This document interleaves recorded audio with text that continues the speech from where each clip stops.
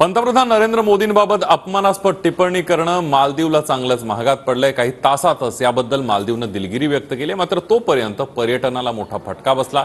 नेमकं काय प्रकरण आहे बघूया संपूर्ण।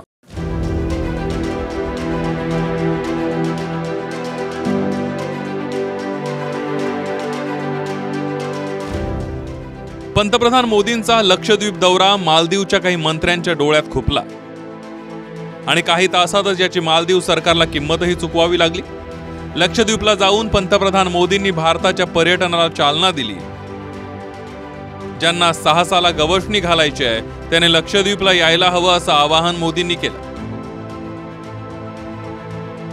मोदींनी आपल्याच देशातल्या बेटाचं कौतुक करून पर्यटनाचं आवाहन केलं होतं, मात्र मालदीवच्या काही मंत्र्यांनी यावरून मोदींना ट्रोल केलं, वर्णद्वेषी टीका केली, काहींनी अपमानास्पद विधानं केली। कारण मालदीवचं पूर्ण अर्थकारण हे तिथल्या पर्यटनावर अवलंबून आहे। त्यामुळे मोदींवरच्या या टीकेचा परिणाम काही तासांमध्येच दिसला। भारत आणि भारताच्या पंतप्रधानांचा अपमान केला म्हणून भारताच्या अनेक टूर्स कंपन्यांनी मालदीवचं बुकिंग रद्द केलं। अनेक सेलिब्रिटींनी मालदीवच्या व्यवहाराचा निषेध केला।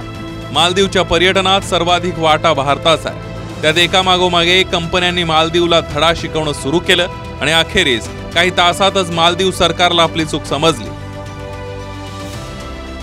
मालदीवच्या सरकारने मोदींवर अपमानास्पद टीका करणाऱ्या 3 जणांचं निलंबन केलं आणि सरकारच्या वतीनं माफीही मागितली। मोदींबद्दलची टीका ही त्या नेत्यांचं वैयक्तिक मत असून सरकारचं नाही असं स्पष्टीकरण मालदीवच्या सरकारनं केलंय। सचिन तेंडुलकर, अक्षय कुमारसह अनेक सेलिब्रिटींनी सुद्धा याबाबत मोदींना पाठिंबा दिला होता आणि भारतीयांच्या एकजुटीपुढे मालदीवला आपली चूक मान्य करावी लागली।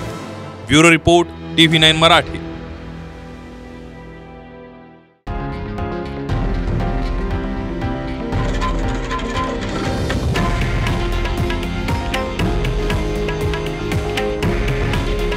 हे आहे देशातील नंबर 1 न्यूज नेटवर्क आणि आपण पाहत आहात TV9 मराठी।